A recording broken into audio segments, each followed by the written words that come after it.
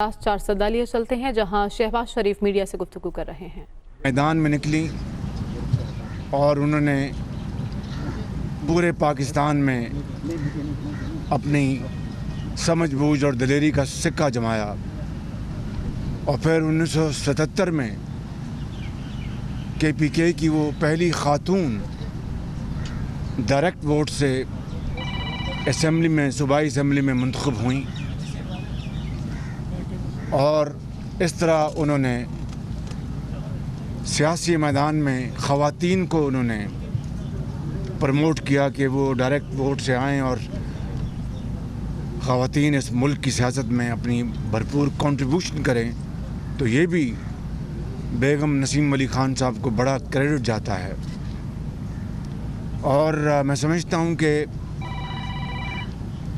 ये जो पार्टी है ANP की, इनकी जो कुर्बानियाँ हैं पाकिस्तान के लिए और दहशतगर्दी के ख़िलाफ़ इनकी जो कुर्बानियाँ हैं वो ना सिर्फ बेमिसाल हैं बल्कि लाजवाल हैं। ANP के अंदर हाजी बशीर अहमद बलोर अल्लाह को प्यारे हुए जहाँ जहाँ दहशतगर्दी घर उजाड़ती थी वहाँ पर वो पहुँच जाते थे। उनके बेटे हारून बलोर, उन्होंने शहादत का जाम नोश किया। हाजी गुलाम अहमद बलोर यहाँ बैठे हैं, इनके ख़ानदान के से ताल्लुक़ था उनका बशीर बलोर साहब का और हारून बलोर का। मियाँ इफ्तिखार बैठे, इनके जवां साल बेटे वो शहीद हो गए और जिस पामर्दी से, जिस जुर्रत से इन्होंने इन हालात का मुकाबला किया, मैं समझता हूँ कि जितनी भी सताइश की जाए कम है। फिर इसी तरह आदमज़ेब ख़ान इन ANP के एक MPA थे, उन्होंने शहादत का जाम नोश किया। इसी तरह जब हारून बलोर जब शहीद हुए तो कई साथियों के साथ और भी उन्होंने शहादत नसीब की। तो मैं समझता हूँ कि ANP बाकी मुल्क के अंदर जहाँ जहाँ कुर्बानियाँ दी गई हैं वहाँ पर ANP को हमेशा याद रखा जाएगा। और अगर मैं ये कहूँ कि KPK का जो सूबा है, उन्होंने पूरे सूबे ने, अवाम ने, इस सूबे के अंदर माशरे के हर फर्द ने एक फ्रंट लाइन स्टेट के तौर पर दहशतगर्दी का मुकाबला किया और पाकिस्तान में अमन कायम करने के लिए, अमन बहाल करने के लिए, दहशतगर्दी के ख़ात्मे के लिए ANP की कुर्बानियों को हमेशा तारीख़ सुनहरे हरूफ से याद रखेगी। और आज देखिए किस तरीके से फ़लस्तीन में बच्चों को शहीद किया जा रहा है और ये खूनी मनाज़र जब हम आज टेलीविज़न पर देख रहे हैं तो जो APS के बच्चे, उनकी याद ताज़ा होती है कि किस तरीके से उन खूंखारों ने उन अपना बच्चों को, जो कि फूल थे हमारे और वो खिलने से पहले वो मुरझा गए। मैं समझता हूँ कि APS का वाक़या हमेशा तारीख़ में याद रखा जाएगा कि जिस तरह उन बच्चों को शहीद किया गया। और फ़लस्तीन के जो मनाज़र आप देखते हैं, इनमें कोई फ़र्क नहीं है। तो मैं समझता हूँ कि ये जो कुर्बानियों की एक लाजवाल दास्तान है और ये जो पॉलिटिकल एफ़र्ट है, मैं ख़ान वली ख़ान साहब मरहूम, अल्लाह उनको जन्नत नसीब करे, मेरा उनसे भी उन बड़े करीब से देखने का मौका मिला। वो यकीनन एक बहुत ही अज़ीज़ शऊर वो सियासतदान थे, मुदब्बर इंसान थे और बाअसूल इंसान थे। मैं समझता हूँ कि आज बेगम नसीम अली ख़ान साहिबा का इस दुनिया से चले जाना, ये तो अल्लाह ताला की मर्ज़ी है और उसकी मर्ज़ी के आगे हम सब सर झुकाते हैं। एक बहुत बड़ा खला वो छोड़ गई। अल्लाह ताला से हम सब दस्त बदुआ हैं कि उनको जन्नतुल फ़िरदौस में जगह अता फ़रमाए और उनके घर वालों को सबको सब्र जमील अता फ़रमाए। सर ये बताइए कि आपकी रिहाई और बैरुल मुल्क रवानगी, इससे डील और हुकूमत की तरफ से जो कुछ किया जा रहा है आपको रोकने के हवाले से, इसे उस डील का रद्द-ए-अमल करार दिया जा रहा है, आप क्या कहेंगे इस बारे में? क्या मैं पहली मरतबा गिरफ़्तार हुआ? बताइए ना जी, मेरी तरफ देखें ना। जी मैं पहली दफ़ा गिरफ़्तार हुआ हूँ। सबसे पहले मरतबा मैं 1996 में गिरफ़्तार हुआ। उसके बाद मियाँ नवाज शरीफ के साथ अटकले में रखा गया। लांडी जेल में ये बैठे हैं शायद अब्बासी, इनके साथ लांडी जेल में मैंने और सैयद गौस अली शाह साहब ने, मियाँ नवाज शरीफ साहब ने, वहाँ पर हमने अटक जेल में अपना लांडी में जेल काटी। मियाँ नवाज शरीफ साहब की साहबजादी ने जेल काटी, हमजा शहबाज शरीफ ने जेल काटी, मियाँ नवाज शरीफ साहब ने जेल काटी। क्या ये डीलें हैं? कुछ खुदा का खौफ करें। इस मुल्क के अंदर जो मसाइल हैं, इस मुल्क का जो बेड़ा गर्क कर दिया गया है मईशत का, इस हुकूमत ने इस मुल्क के अंदर जो बेरोज़गारी और इस मुल्क के अंदर जो अपना आसमानों में को छूने वाली जो महंगाई है, इस मुल्क के अंदर जो गुर्बत में जो लाखों लोगों का इजाफा हो गया है, आज आम आदमी की ज़िंदगी अजीरन बन गई है। आज एक वक्त की रोटी को तरस गए हैं। पाकिस्तान के अंदर तीसरी मरतबा जो कोविड का जो हमला हुआ है और एक बहुत ही एक डेंजरस स्ट्रेन आया है, उसके हवाले से जो इनकी बेतदबीरी, इनकी बेअमली, इनकी इनकॉम्पिटेंस और अपना बाकी जो इनके जो नामा अमाल हैं, उसकी वजह से कोविड ने इस मुल्क में अंदर तबाही मचा दी। वैक्सीन का इन्होंने इंतज़ाम तक ना किया। तीसरा ये हमला हुआ है कोविड का। जो गैप्स आए थे, जो टाइम मिला था, इनको चाहिए था कि रातों रात जहाज़ भेजते, जहाँ से भी वैक्सीन मिलती उनको लेके आते। ये तो वैक्सीन जो हमें खैरात में मिली है उसके ऊपर उन्होंने तकिया किया और हर मर्तबा, हर जगह, हर मौके के ऊपर चोर डाकू, चोर। अगर वैक्सीन का मामला है तो चोर डाकू, अगर महंगाई है तो चोर डाकू, अगर मुल्क के अंदर गुर्बत है तो चोर डाकू। ये 3 साल चोर डाकू करते हुए मुल्क कहाँ पहुँच गया है। आज हम वैक्सीनेशन के हवाले से बांग्लादेश से भी पीछे हैं और ख़ित्ते के बाज़ ममालिक उनसे भी पीछे हैं। अगर नवाज़ शरीफ की हुकूमत होती इस मुल्क के अंदर, तो जिस तरह नवाज़ शरीफ की क़यादत में जिस तरह डेंगू का मुकाबला किया गया था, डेंगू का, और उस वक़्त इन्होंने क्या कहा था, डेंगू बरादरान, यानी मजाक, यानी कौम का, यानी एक संगीन मजाक था कौम के साथ। और आज ना टीके हैं, ना कोई सुपरविज़न है, ना कोई पूछने वाला है, ना कोई और बात करने वाला है। कोई सवाल होता भी है तो ये चोर डाकू मैं एनआरओ दूंगा। ओ भाई, तुम्हें कौन कहता है एनआरओ दो? शरीफ साहब ये बताएं जरा, शरीफ साहब अभी तो मामलात सारे तय हो गए हैं। पंजाब में फॉरवर्ड ब्लॉक भी सामने आया हुआ है। जहांगीर तरीन ग्रुप ने आप लोगों के साथ कोई राबिता वगैरह किया हुआ हुकूमत बनाने के लिए? ढेर है मेहरबानी जी। कोई अपना वहाँ पे जो है हमारा पार्टी का अभी इस बारे में कोई अपना स्टैंड नहीं है। पार्टी में मुशावरत होगी, हमें क्या करना है। ये जो जहांगीर तरीन साहब का अपना ग्रुप है या पीटीआई जाने वो जाने, ये उनका अपना अंदरूनी मामला है। हमारा इसमें कोई अमल दखल नहीं है। समीन कंट्रोल लिस्ट में डाला गया, इसका बुनियादी मकसद क्या होगा उनके लिए? उनके मुताबिक इसका बुनियादी वजह क्या है कि आपको याद है जी गुजार जी, मेहरबानी। ये तो अदालत की तौहीन जी जी तौहीन अदालत तो वो तो अपनी जगह है जी, तौहीन अदालत अपनी जगह। इसका मतलब ये है कि जिस तरह मुझे जेल में इन्होंने पहली रात, मैं उनको पता था कि मुझे कमर की तकलीफ़ है, पहली रात उन्होंने मुझे ज़मीन पर सुलाया। उनके जिसको इमरान खान साहब ख़ुद लाहौर आए और उनके जो कारिंदे हैं ख़ुद लाहौर आए, जिनका मैं नाम भी लेना अपना यहाँ पर मुनासिब नहीं समझता, और उन्होंने आके डायरेक्टली इंस्ट्रक्शन दी जेल अथॉरिटीज़ को। एक कि इसको ज़मीन पर सुलाना है ताकि इसकी कमर को और तकलीफ़ पहुँचे। 2, इसको आम कैदियों के साथ ले जाओ इसको। 3, इसको खाना जो अपना जो जेल में पकता हुआ दो।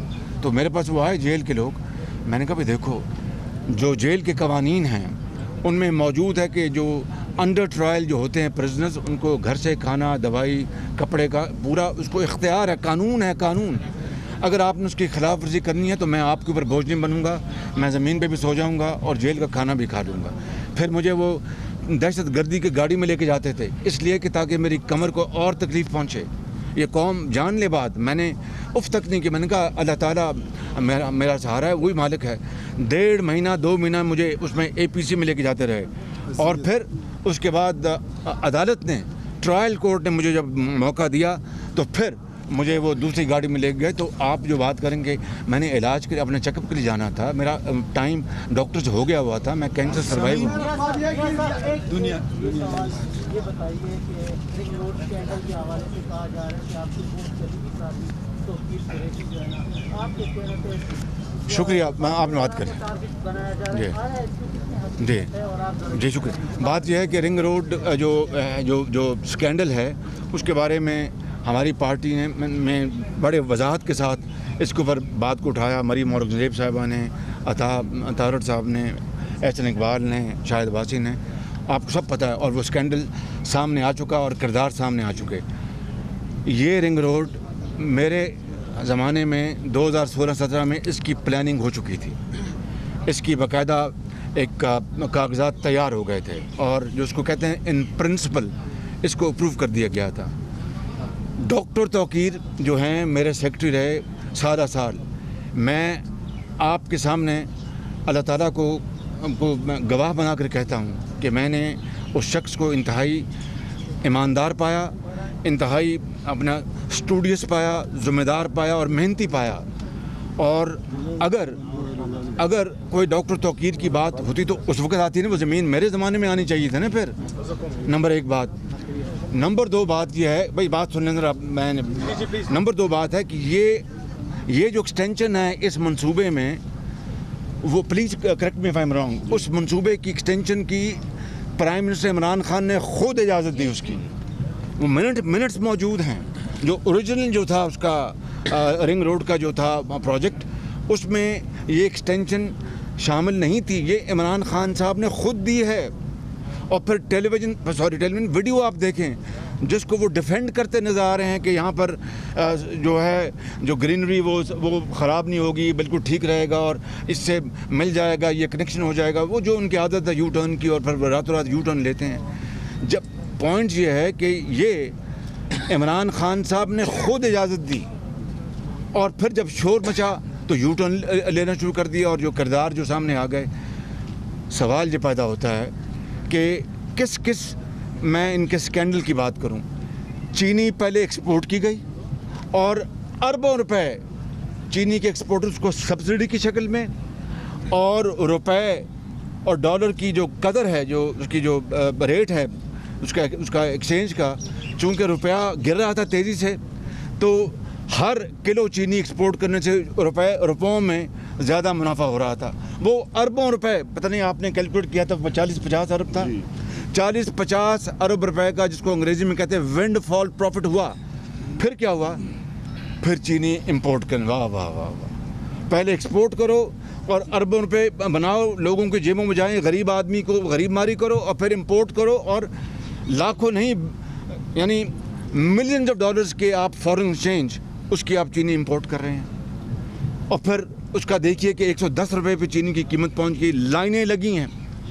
फिर गंदम की भी यही सूरत हाल।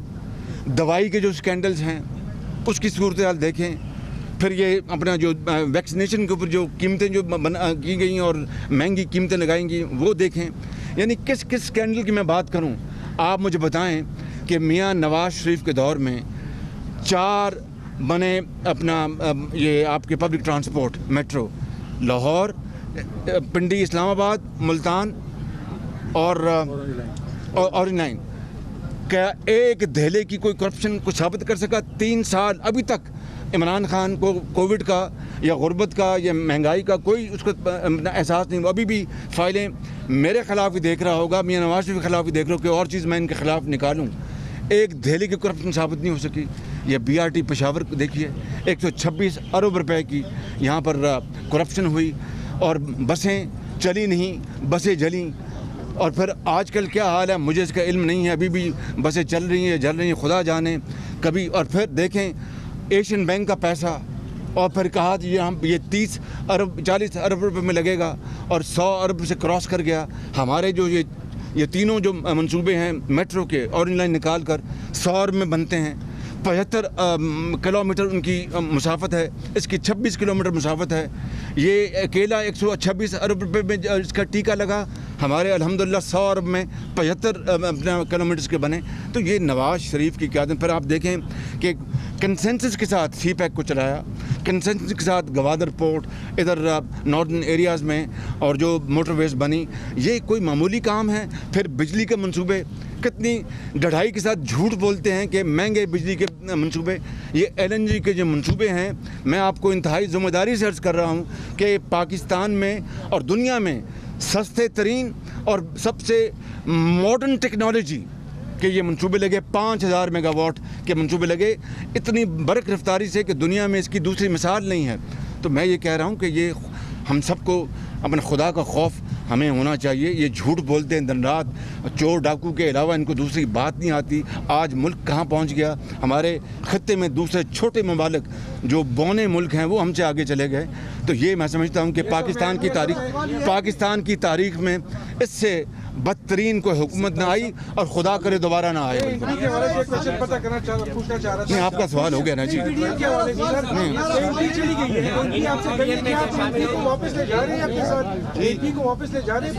नहीं जी, मैं तो आया हूँ आज फातह के लिए। हमारे ये बहुत मेहरबान दोस्त हैं।